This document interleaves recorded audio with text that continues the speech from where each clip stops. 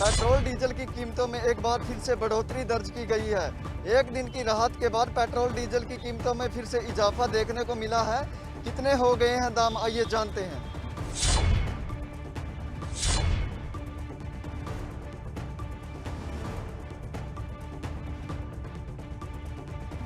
एक दिन के अंतराल के बाद पेट्रोल डीजल की कीमतें देश में एक बार फिर से बढ़ गई हैं। पेट्रोल और डीजल की कीमतों में हर रोज सुबह 6 बजे बदलाव होता है। पेट्रोल डीजल के दाम में एक्साइज ड्यूटी, डीलर कमीशन और दूसरी चीजें जोड़ने के बाद इसका दाम दोगुना हो जाता है। भले ही जून का ये महज 9वां दिन है, लेकिन अब तक 5 दिन रिटेल फ्यूल के दाम बढ़ाए जा चुके हैं। आम आदमी के लिए पेट्रोल खरीदना मुश्किल होता जा रहा है। लॉकडाउन के दौर में लोगों की परेशानी बढ़ गई है और लोग पहले ही अन्य जरूरी चीजों की महंगाई से त्रस्त हैं। ऐसे में ईंधन की कीमतों में हो रही बढ़ोतरी से लोग और ज्यादा टूट चुके हैं। जून महीने में 1.33 रुपए महंगा पेट्रोल अब तक हो चुका है, जबकि 1.32 रुपए प्रति लीटर डीजल महंगा हुआ है। बुधवार को 24 से 27 पैसे प्रति लीटर की बढ़ोतरी पेट्रोल में हुई, जबकि डीजल के दाम 25 से 28 पैसे प्रति लीटर बढ़ गए। दिल्ली की बात करें, 95.56 रुपए प्रति लीटर पेट्रोल हो गया, जबकि डीजल 86.47 रुपए प्रति लीटर हुआ। कोलकाता की बात करें, पेट्रोल हो गया है 95.52 रुपए प्रति लीटर और डीजल हो गया है 89.32 रुपए प्रति लीटर। देश की आर्थिक राजधानी मुंबई की बात करें तो पेट्रोल की कीमत यहां पर 100 के आंकड़े को पार कर गई है। 101.76 रुपए प्रति लीटर पेट्रोल हो गया है और डीजल हो गया है 93.85 रुपए प्रति लीटर। वहीं लगातार बढ़ रहे पेट्रोल डीजल की कीमतों को लेकर पेट्रोलियम मंत्री धर्मेंद्र प्रधान का कहना है कि कच्चे तेल के दाम में हो रहे इजाफे की वजह से यहां पर पेट्रोल डीजल की कीमतों में बदलाव आ रहा है। अंतर्राष्ट्रीय बाजार में कच्चे तेल की कीमत $70 प्रति बैरल से भी महंगा हो गया है। अगर ऐसे ही ये दाम लगातार बढ़ते रहे तो आने वाले वक्त में आम जनजीवन की मुश्किलें बढ़ सकती हैं।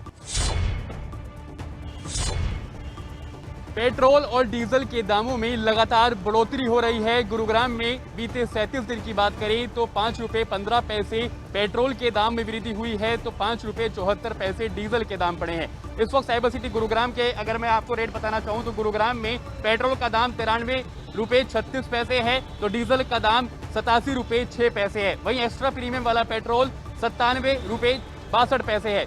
जहां एक और लॉकडाउन की मार से जनता जूझ रही है, जहां एक और लॉकडाउन के चलते तमाम धंधे जो है वो चौपट हो रखे हैं, वहीं दूसरी ओर पेट्रोल और डीजल के दाम बढ़ने से लोगों की जेब पर इसका खासा असर पड़ता हुआ दिखाई दे रहा है। कुछ लोग हैं, उनसे जानने की कोशिश करते हैं कितनी परेशानियों का सामना करना पड़ रहा है। पेट्रोल और डीजल के दाम लगातार बढ़ते जा रहे हैं, कैसे देखते हैं, कितना असर पड़ रहा है आपकी जेब पर? सर, इसकी वजह से सारी महंगाई बढ़ रही है। जो लोडिंग होती है, सब्जियां आते हैं, फ्रूट आते हैं, ट्रक्स आते हैं, हर चीज़ महंगी हो जाती है पेट्रोल और इसके दाम बढ़ते ही। बिल्कुल, देखिए क्योंकि पेट्रोल के दाम अगर बढ़ते हैं तो तमाम चीज़ों के दाम भी ऑटोमेटिकली बढ़ जाते हैं, क्योंकि पेट्रोल डीजल एक ऐसी चीज़ है जो हर चीज़ में इस्तेमाल होती है। अगर सब्जियां कहीं दूर से आ रही है तो उसके दाम में भी इजाफा देखने को मिलता है। अगर आपके बजट की बात करें, क्या बजट हिल जाता है अगर पेट्रोल डीजल के दाम बढ़ते हैं तो? बजट सर बिल्कुल हिल जाता है। जो खर्चा पहले 30,000 चलता था वो 50,000 तक पहुंच जाता है। हर चीज़, छोटी से छोटी चीज़ महंगी हो जाती है। दालें से लेके सब्जियां, फ्रूट, हर चीज़ महंगी हो गई है। एक तरफ कोरोना के चलते लॉकडाउन लगाया गया, तमाम व्यापार और धंधे चौपट हो रखे हैं, वहीं दूसरी ओर अब पेट्रोल डीजल की मार, कैसे देखते हैं इसे आप और सरकार से क्या कहना चाहेंगे? सरकार से मैं यही कहना चाहता हूं कि इसके ऊपर टैक्स कम करके थोड़ी सी लोगों को राहत दे। जो करोड़ों रुपए के पैकेज दिए जा रहे हैं उससे अच्छा आप इस पे टैक्स कम कर दे, ताकि एक लोगों को जो है जनरली राहत मिल जाए इस चीज़ से। देखिए, लोगों की मांग है कि जो टैक्स है अगर सरकार उसको कम कर दे तो कहीं ना कहीं पेट्रोल और डीजल के दाम में जो वृद्धि हो रही है वो कहीं ना कहीं काबू में आ जाएगी। कुछ और लोग में उनसे बात करते हैं, कैसे देखते हैं पेट्रोल डीजल के दाम लगातार बढ़ते जा रहे हैं? सर, कमी होने चाहिए। हाँ, परेशानी तो होती है सर। बिल्कुल, देखिए लोग जो हैं जाहिर तौर पर यही कह रहे हैं कि अगर पेट्रोल डीजल के दाम बढ़ते हैं तो तमाम चीज़ों के दाम जो है वो ऑटोमेटिकली बढ़ जाते हैं और जो बजट है वो बिगड़ जाता है। अगर 30,000 रुपये में उनका महीने का खर्चा चलता था घर का, तो अब वो 3540,000 रुपये उनको देने पड़ते हैं। सर, लगातार पेट्रोल डीजल के दाम बढ़ रहे हैं, किस तरह की परेशानियों का सामना आपको करना पड़ रहा है? एक तरफ लॉकडाउन लगा हुआ है, तमाम व्यापार जो है वो ठप पड़े हैं, दूसरी ओर पेट्रोल डीजल के दाम लगातार बढ़ते जा रहे हैं। भाई सरकार पर क्या करना छूटेगी, गरीबों को गरीबी ना खत्म करेंगे, गरीबों को खत्म करेंगे। ये ने कहा, सरकार ने कहा गरीबों को गरीबी खत्म करेंगे, गरीबी खत्म नहीं होगी, गरीबों को खत्म करेंगे। अब बताओ 100 रुपये ये चल जाएगा पेट्रोल तो क्या करेंगे? 10,000 15,000 सैलरी वाला क्या कमाएगा, क्या खाएगा, क्या बच्चों को खिलाएगा है? और पढ़ाई लिखाई कहाँ से कराएंगे? सारे स्कूल बंद से कुछ नहीं है। बजट पे कितना असर पड़ता है? घर का बजट एक इंसान बना के चलता है कि भाई 10,000 रुपये इस महीने लगेंगे, अगर ऐसी वृद्धि हो जाती है पेट्रोल डीजल के दामों में, कितना बजट पर असर पड़ता है आपको? भाई साहब बहुत ज़्यादा फर्क पड़ता है। देखिए, एक जोमेटो के डिलीवरी बॉय हैं, क्योंकि जोमेटो का जो काम है वो फूड डिलीवरी का है और बाइक से ही काम करना पड़ता है। आपकी सैलरी बंदी होती है, जोमेटो के आप डिलीवरी बॉय हैं, सैलरी बंदी होती है। अगर पेट्रोल डीजल के दाम बढ़ते हैं तो क्या वहाँ पर आपकी कंपनी वाले उसको पैसे देते हैं इसके, या फिर आपको अपनी जेब से भुगतना पड़ता है? वो अपनी जेब से भरना पड़ता है। जोमेटो कुछ नहीं देती, जितना उतना ही देगी। कितना परेशानी हो रही है? अगर आप पहले एक डिलीवरी करते थे, अगर उसमें 20 रुपये बचते थे, तो अब कितने रुपये बच रहे हैं और कितनी परेशानियों का सामना करना पड़ता है? अब तो भैया 15 रुपये बच रहे हैं बस, एक डिलीवरी 15 रुपये बच रही है। लॉकडाउन लगा, क्या इसमें भी काम कम हुआ कहीं ना कहीं फूड डिलीवरी का? बहुत कम हुआ, तो पब्लिक डरी हुई है, ऑर्डर कर नहीं रही है, तो काम बहुत कम है। क्या कहना चाहेंगे सरकार से? लगातार परेशानियों का सामना आपको करना पड़ रहा है। अगर सरकार की क्या गलती है? बीमारी है तो करना ही पड़ेगा। सही है जो है अब। बिल्कुल, देखिए, क्योंकि जोमेटो एक फूड डिलीवरी ऐप है और तमाम जगह पर फूड डिलीवर किया जाता है, लेकिन जाहिर तौर पर इनका कहना है अगर पेट्रोल और डीजल के दाम में वृद्धि होती है तो वो इनको अपनी जेब से भुगतना पड़ता है। जोमेटो उतने ही पैसे देता है जितने पहले दिया करता था। तो तमाम जो लोग हैं उनका यही कहना है कि पेट्रोल और डीजल के दाम अगर बढ़ते हैं तो सब्जियों से लेकर तमाम जो चीज़ें हैं वो महंगी हो जाती हैं, ज़रूरत की चीज़ें महंगी हो जाती हैं, और जिसके चलते उनकी जेब पर इसका खासा असर पड़ता है और घर का बजट जो है वो बिगड़ जाता है। एक तरफ जो पूरा देश है वो कोरोना की मार से ग्रसित है, वहीं पेट्रोल और डीजल के जो बढ़ते हुए दाम है उससे जो है लोगों की परेशानी बढ़ी हुई है। पेट्रोल के दाम जो है आज भी 19 पैसे प्रति लीटर बढ़े हैं। पिछले 37 दिनों की यदि बात की जाए तो पेट्रोल के दाम जो है 5 रुपये 15 पैसे प्रति लीटर बढ़ चुके हैं। डीजल के दाम जो है वो 5 रुपये 34 पैसे जो है प्रति लीटर बढ़ चुके हैं। इस समय हम कुरुक्षेत्र के एक पेट्रोल पंप पर है। मेरे पीछे देखा जा सकता है कि यदि आज के दामों की बात की जाए तो जो हाई स्पीड पेट्रोल है वो 96 रुपये 84 पैसे प्रति लीटर है। जो दूसरी तरह का पेट्रोल है वो 93 रुपये 10 पैसे प्रति लीटर है। डीजल की यदि बात की जाए तो डीजल भी जो है 86 रुपये 81 पैसे जो है प्रति लीटर आज का जो रेट है वो कहा जा सकता है। और इन बढ़ते रेटों से जो है आम जन जो है बिल्कुल परेशान हो चुका है। लोगों का कहना है कि इंटरनेशनल मार्केट में जो पेट्रोल के दाम जो है घट रहे हैं, लेकिन यहाँ पर जो है शाही ड्यूटी की वजह से जो है पेट्रोल के दामों में जो है आए दिन इजाफा हो रहा है, जिससे जो है उनका आम जनजीवन जो है प्रभावित हो रहा है। लोगों का कहना है कि ये जो पेट्रोल और डीजल के बढ़ते दाम है उन पर जो है अंकुश लगाया जाना चाहिए। कुरुक्षेत्र के ग्रामीण इलाकों में बिजली गुल होने से लोगों को खासी परेशानियों का सामना करना पड़ रहा है, जिसके बाद लोग अपना विरोध जताने के लिए सड़कों पर उतरकर जाम लगा रहे हैं।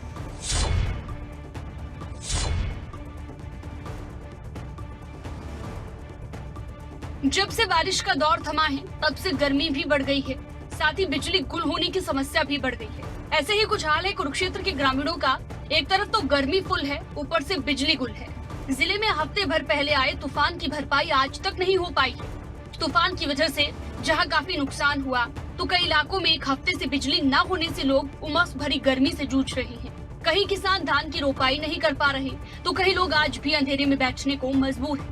ग्रामीण इलाकों में डेरों पर रहने वाले लोगों को तूफान का खामियाजा भुगतना पड़ा। बिजली विभाग उन पर रहम तक नहीं कर रहा, जिसके बाद अब लोग अपना विरोध जताने के लिए सड़कों पर उतर गए और जाम लगाया जा रहा है, लेकिन अधिकारियों के कानों पर जूं तक नहीं रेंग रही। क्या कुछ कहना है ग्रामीणों का, खुद ही सुनिए उनकी जुबानी। मरे और पौध भी सूख गई और किसान तो धक्के खा रहे हैं। लगभग भी आप देख लो 20-25 हैं इन दोनों गाँव से किसान। बिजली वाला एक ही था फोरमैन, यूँ कहता लेबर आने लग रही है, जो कि इस टाइम लगभग 11 बज गए हैं। 11 बजे तक लेबर नहीं आई, लेबर तो उसके पास जाती है जो उनको कुछ ना कुछ देता है। पैसे के चक्कर में बढ़ी हुई है। चाहे जो पौध बो रखी थी बिल्कुल नष्ट हो गई है। हम अब पानी से ही पौध तैयार करते हैं, पानी में रहती है, जिसमें 9 दिन पानी नहीं गया। लेबर आई बैठी है। कोई भी बिजली प्रशासन कोई भी यहाँ पे एक भी आदमी नहीं आया और फोन तक नहीं उठा रहे यहाँ पर। और यहाँ तक कोई भी बिजली महकमे का एक भी आदमी यहाँ नहीं पहुँचा। गांव वाले सब अपनी तरफ से लग रहे हैं। बिजली लाइन चालू करने के लिए भी कैसे 8 दिन हो गए बिजली बंद पड़ी है। अभी तक बिजली का कोई पता नहीं है बिजली और महकमे का। वहीं मामले में जिले के अधीक्षक अभियंता करण सिंह भौरिया ने दावा किया है कि शहर और गांव में 2 दिन के अंदर बिजली सप्लाई चालू कर दी गई थी। अब खेतों की बिजली को सुचारू करने का काम चल रहा है और वो कब तक होगी, इस बारे में करण सिंह भौरिया तारीख पर तारीख देते नजर आए। तूफान आया, इसके बारे कम से कम 3-3.5 करोड़ का नुकसान हुआ। उसकी हम जो क्या नाम है हमारी जो बिजली जो बंद हुई, जहाँ मेन एरिया में जो हमने अर्बन और रूरल एरिया को रिस्टोर 48 घंटे के अंदर कर दिया था। और अब हमारा जो है एपी फीडर पे जो है काम चल रहा है, जहाँ पर डेरे हैं। हम कोशिश कर रहे हैं कि हमारा जो है 15 तारीख 10 तारीख तक तो हम शायद अपने एपी फीडर जो मेरे इसमें 11 फीडर रहते हैं, जिस पे युद्ध स्तर पर काम चल रहा है, इनको 10 तारीख तक हम बिजली दे देंगे। जो डेरे रह जाएंगे तो भी, और जो ट्यूबवेल के जो ट्रांसफार्मर गिरे हैं, जो एक्सपोल गिरे हैं, उनको 15 तारीख तक। एक तो गर्मी के तेवर तीखे होते जा रहे हैं, ऐसे में बिना बिजली के ग्रामीणों का जीवन मुहाल हो रहा है। अब देखना यही होगा कि लोगों के प्रदर्शन के बाद क्या अधिकारियों की आंख खुलती है या नहीं। कोरोना महामारी को मात देने के लिए प्रदेश सरकार द्वारा शुरू की गई सामान्य स्वास्थ्य जांच योजना को पूरा कर भिवानी जिला सबसे पहले इस योजना को पूरा करने वाला नंबर 1 जिला बन गया है।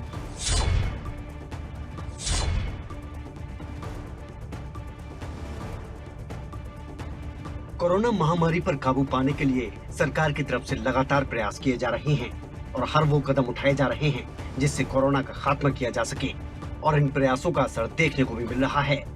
इसके अलावा कोरोना को पूरी तरह से रोकने के लिए प्रदेश सरकार ने अनूठी पहल करते हुए सामान्य स्वास्थ्य जांच योजना की शुरुआत की। अब योजना को सबसे पहला पूरा करके भिवानी जिले ने नंबर 1 का ताज अपने नाम कर लिया है।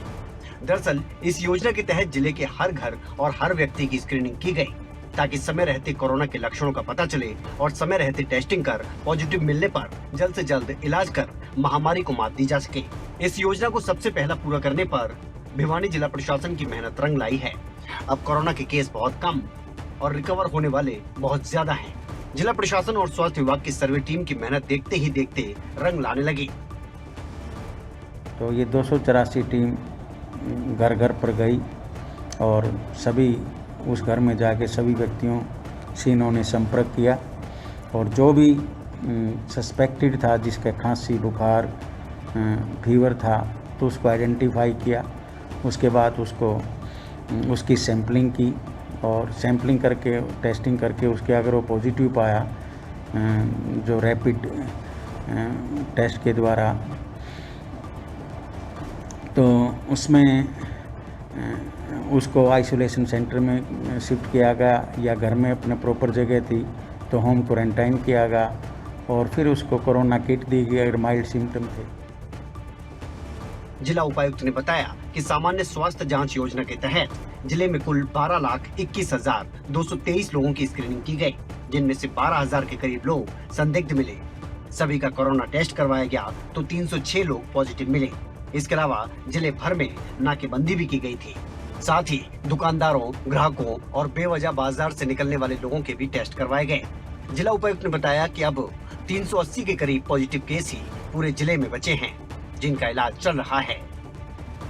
साथ जैसे लॉकडाउन के टाइम में जो बाजार खुले तो उसमें सभी दुकानदार का सर्वे किया, क्योंकि उसके पास काफ़ी संख्या में प्रतिदिन लोग आते थे, उसको कोरोना का खतरा बड़ा ज़्यादा था, तो उसके भी हमने दुकानदार की स्क्रीनिंग की, उसके बाद उसकी सैंपलिंग की सस्पेक्टेड था, और उसके साथ साथ जितने भी ग्राहक उसकी दुकान में आए उनकी भी स्क्रीनिंग और सैंपलिंग की अगर कोई सस्पेक्टेड था तो, और बाज़ार में जो कई अनावश्यक रूप से घूम रहे थे उनकी भी स्क्रीनिंग और सैंपलिंग की गई।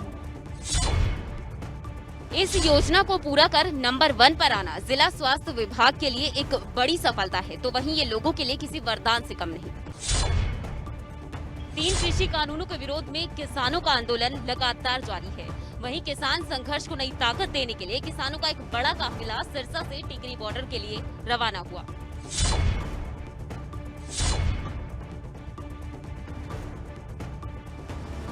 दिल्ली के टीकरी बॉर्डर पर किसानों का आंदोलन लगातार जारी है। आंदोलन को धार देने के लिए किसान नई नई रणनीतियां बना रहे हैं। तस्वीरों में आप देख सकते हैं कि किसानों के संघर्ष को नई ताकत देने के लिए बड़ी संख्या में किसान टीकरी बॉर्डर की ओर रवाना हो रहे हैं।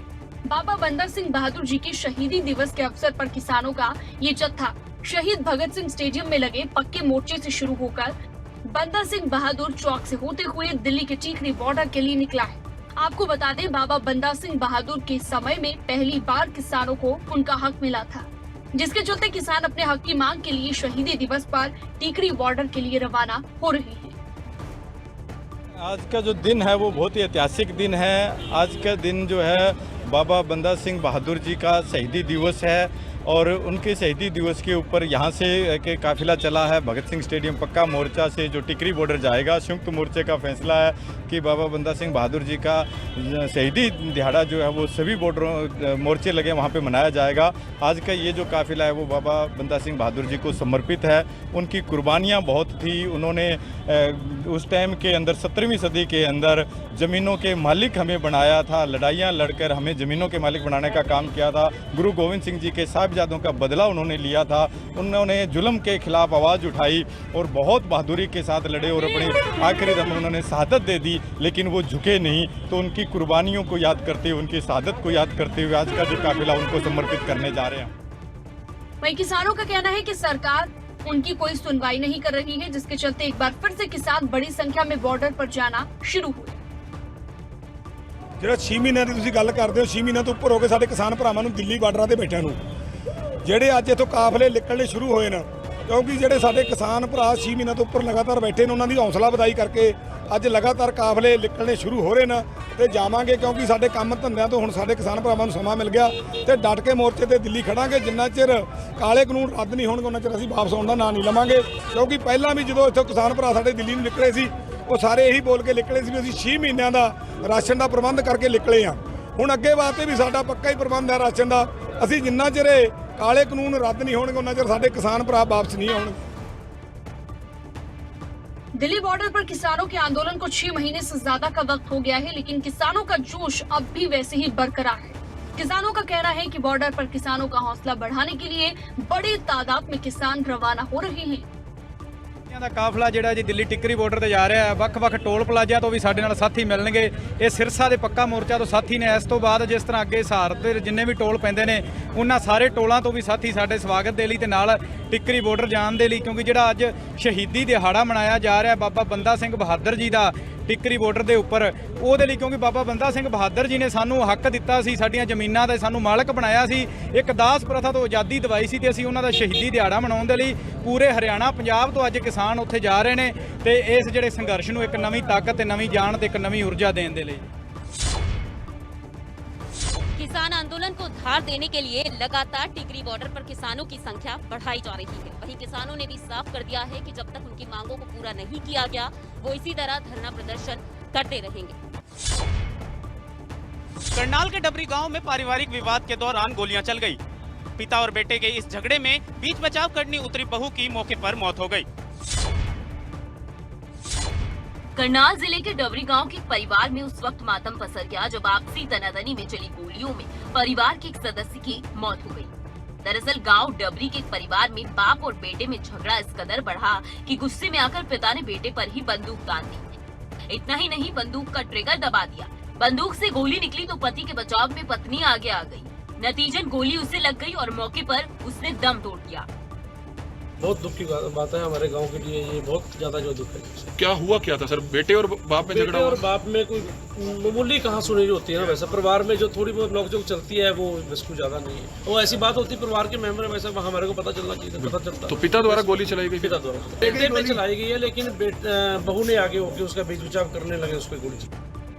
वहीं गोलियों की आवाज सुनकर सरपंच समेत गांव के लोग मौके पर पहुंचे। घटना की सूचना पुलिस को दी गई, जिसके बाद सदर थाना प्रभारी पुलिस टीम के साथ मौके पर पहुंचे और एफएसएल की टीम को मौके पर बुलाया गया। पुलिस ने हथियार बरामद कर लिया है, साथ ही आरोपी ससुर को भी हिरासत में ले लिया है। हमारे को जब सूचना मिली कि डबरी गांव में ऐसे ऐसे वाकया हो गया, तो हम यहाँ पहुँचते हैं। तो यहाँ पहुँचने पर पता लगता है कुलविंदर कौर, करीब 45 वर्ष उम्र है इनकी डेथ हो गई है गोली लगने से। और जब बाद में हमें पता चला कि पिता और पुत्र के बीच में कोई झगड़ा चल रहा था, जिस वजह से गुस्से में जो ससुर हैं इनके मृतक के, उन्होंने गोली चलाई और ये बीच बचाव करते हुए ये झगड़ा क्यों हुआ, इसको लेकर पुलिस अभी जांच कर रही है। अब देखना ये होगा कि जांच में आगे क्या कुछ निकलकर सामने आता है। के सिकरावा गांव में लोगों ने एक चोर को पकड़कर जमकर पीटा। भीड़ ने चोर की इतनी धुनाई की कि वो बेहोश हो गया, लेकिन उसके दो साथी भागने में कामयाब रहे। चोर को सिखाया ऐसा सबक।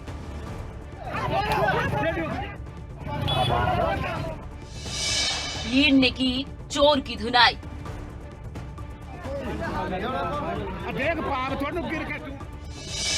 दौड़ा दौड़ा कर पीटा, फिर पानी पिलाया।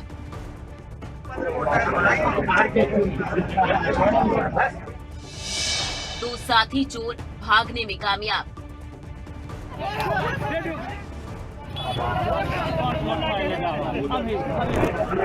भारी भीड़ के बीच बिना कपड़ों में बैठे इस शख्स के साथ भीड़ ने इंसाफ कर दिया। जिसने भी देखा इस युवक पर हाथ साफ करता चला गया। पहले दौड़ा दौड़ा कर पीटा, जब लोगों का आक्रोश यही ठंडा नहीं हुआ तो उसकी जमकर धुनाई की। हाथों में चप्पल लेकर क्या युवक, क्या बुजुर्ग और क्या महिलाएं, सभी चोर पर बुरी तरह से टूट पड़े और साथ में लोग मोबाइल से पूरे घटनाक्रम को कैद करते रहे। दरअसल मासूम से दिख रहे इस युवक के मंसूबे बाइक चोरी करने के थे और बाइक चोरी करने में ये चोर कामयाब भी हो गया, लेकिन मौके पर लोगों ने इसे देख लिया। कुछ देर आगे जाकर इसे दबोच भी लिया और इसके दो साथी भागने में कामयाब रहे। ये मेरी बाइक खड़ी थी बाजार में, मार्केट में, और ये 3 बंदे थे और 2 बंदे भाग गए। एक ये भाग रहा था, मैंने इसके पीछे भागकर शोर मचाया तो ये इसको घबरा कर गिर गया, तो इसको पकड़ा ग्रामीणों ने। और ये रहा, ये देखो चोर मोटरसाइकिल का। और भी जाने कितनी मोटरसाइकिल चुराई भाई की, रोज गाँव में मोटरसाइकिल चोरी हो रही है। फिलहाल ग्रामीणों ने चोर को पुलिस के हवाले कर दिया है, लेकिन सवाल तो भीड़ पर भी उठता है कि उन्हें क्या अधिकार किसी से मारपीट का।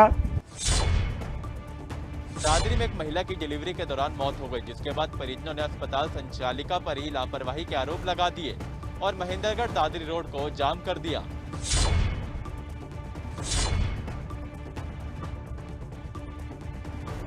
चरखी दादरी के कॉलेज रोड स्थित एक निजी अस्पताल के डॉक्टरों पर लापरवाही का आरोप लगा है। 2 दिन पहले दादरी के एक निजी अस्पताल में उस वक्त काफी हंगामा देखने को मिला, जब कुछ लोगों ने अस्पताल संचालिका पर गंभीर आरोप लगा दिए।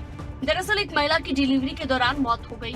मृतका के परिजनों का आरोप है कि सुबह पेट में बच्चे की मौत हो गई और अस्पताल संचालिका की लापरवाही के चलते शाम तक महिला ने दम भी तोड़ दिया। पुलिस ने पोस्टमार्टम के बाद परिजनों को महिला का शव सौंपा, लेकिन परिजनों ने शव घर ले जाने की बजाय रास्ते में ही एम्बुलेंस को रोका और दादरी महेंद्रगढ़ रोड को जाम कर धरना शुरू कर दिया। परिजनों के रोड जाम करने की सूचना मिलते ही पुलिस बल मौके पर पहुंचा। परिजनों को समझाने की कोशिश की गई, लेकिन परिजन लगातार आरोपी की गिरफ्तारी की मांग कर रहे थे।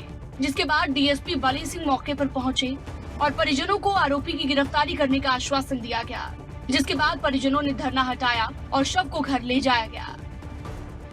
पुल के नीचे धरने पर बैठे थे और इन्होंने कहे थे रुखसाना बिजना गांव की रुखसाना थी, उसके बच्चे डिलीवरी होनी थी, लेकिन उन दोनों बच्चे की और उसकी रुखसाना की मौत हो गई थी और जो पवा अस्पताल में दाखिल थी उन्होंने वहाँ ठीक नहीं हुई नहीं, तो डॉक्टर ने रेफर कर दिया।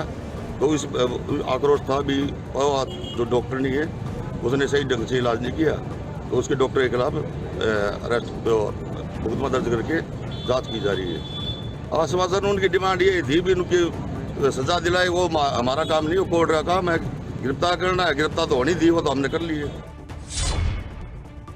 फिलहाल पुलिस ने मामले की जांच शुरू कर दी है और परिजनों को आश्वासन दिया है कि जल्द ही आरोपी गिरफ्तार हो जाएगा।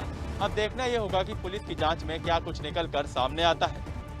पानीपत पुलिस पर मारपीट के गंभीर आरोप लगे हैं। आरोप ये है कि पुलिस ने 50 साल के व्यक्ति को इतना पीटा कि इलाज के दौरान उसकी मौत हो गई। फिर सवालों में पानीपत पुलिस।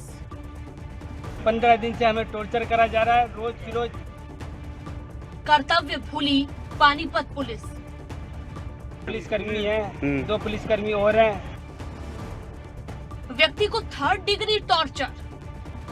लगभग 9 जने थे। थाने के अंदर ही? हाँ, थाने के अंदर ही। इलाज के दौरान तोड़ा दम। मुझे मारा, फिर मेरे भाई के ससुर को मारते मारते आज उनकी जान ले ली।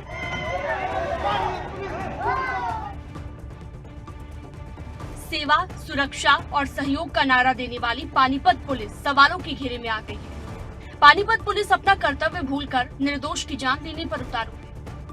15 दिन से हमें टॉर्चर करा जा रहा है, रोज की रोज किसी न किसी को बुला बुला के मारते हैं। आज मेरे भाई के ससुर को बुलाया, मुझे मारा, फिर मेरे भाई के ससुर को मारते मारते आज उनकी जान ले ली। पानीपत पुलिस पर आरोप है कि पूछताछ के लिए बुलाए व्यक्ति को 3rd डिग्री टॉर्चर दिया गया। गंभीर रूप से घायल शख्स ने इलाज के दौरान दम तोड़ दिया। पुलिसकर्मी हैं, 2 पुलिसकर्मी और हैं, और एक का नाम सुमित है, और 2 लड़के और बैठे थे। लगभग 9 जने थे। थाने के अंदर ही? हाँ, थाने के अंदर ही, छत के ऊपर बिठा के, तख्त पे लिटा के, मुंह पे लपेट के कपड़ा और खींचते रहे, गाली देते। आप वहीं थे उस टाइम? मैं वहीं था। मौत की खबर सुनने के बाद परिजनों का गुस्सा 7वें आसमान पर पहुंच गया और अस्पताल में जमकर हंगामा किया गया। मृतक परिजनों के आरोपों में सच्चाई इसलिए भी है क्योंकि पानीपत पुलिस के कप्तान भी मान रहे हैं कि पुलिस कर्मियों ने कुछ तो गलत किया। लड़की गई हुई थी, उसके संबंध में एफआईआर दर्ज है। तो एक एएसआई जो उसमें इन्वेस्टिगेशन कर रहा था, एक आदमी को लेके आया था। तो पूछताछ के दौरान उससे गलती हुई है। उसने दोस्त के साथ पूछताछ का जो तरीका अपनाया वो सही नहीं था और उससे उसकी हालत बिगड़ गई। उसको तुरंत सिविल हॉस्पिटल में हमने दाखिल करवाया है और हम उसमें कार्रवाई कर रहे हैं। एएसआई की गलती है, उसके खिलाफ हम कार्रवाई कर रहे हैं। एएसआई को भी काबू कर लिया है और उसकी इन्वेस्टिगेशन में और भी चीज़ का रोल पाया जाएगा। मामले ने तूल पकड़ा तो एक पुलिस वाले को सस्पेंड कर दिया गया, लेकिन ऐसे में सवाल ये खड़ा होता है कि पूछताछ के लिए बुलाए गए व्यक्ति को आखिर 3rd डिग्री क्यों? क्या पुलिस असली गुनहगारों को बेनकाब करेगी?